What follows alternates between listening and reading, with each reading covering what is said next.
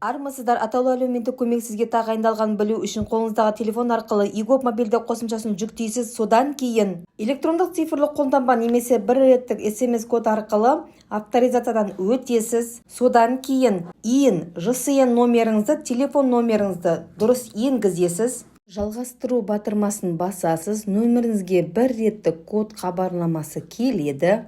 SMS-кодты енгізіп, жеке кабинетіңізге кіресіз. Жеке кабинетке кіргеннен кейін қызметтер тізбесін басасыз. Содан кейін жеңілдіктер, жәрдемақы және зейнетақы қызмет таңдайсыз.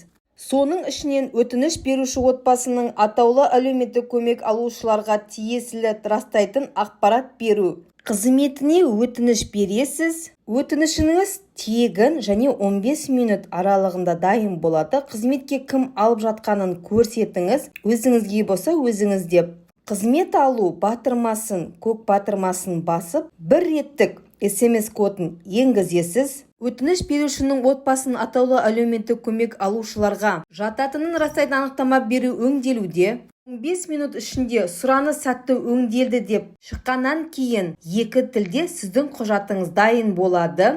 Ақпарат пайдалы болса тіркеліп кетіңіз және де достарыңызбен бөлісіңіз. Алдағы кезде декретіне қалай есептеу жолымен бөлісемін.